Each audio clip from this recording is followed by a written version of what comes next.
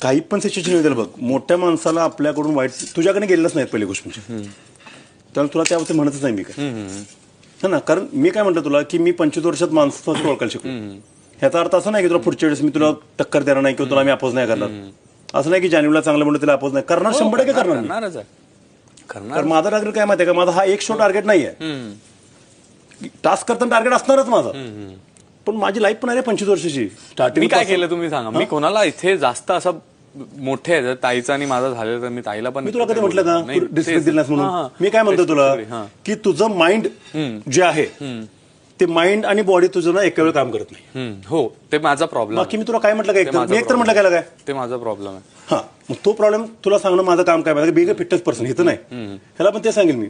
तुम्ही चेष्टा मस्करी चालते ना, तू पण त्या रेनड्रास मध्ये कपडे काढलेस, ह्याने विचारलं काढू का, ह्याला म्हणतोय की ऍप्स तुझे सॉफ्ट झाले बरं का, म्हटलं होतं ना. आता चेष्टा मस्करी आहे, ह्याच्यात मी तुला म्हणत बसला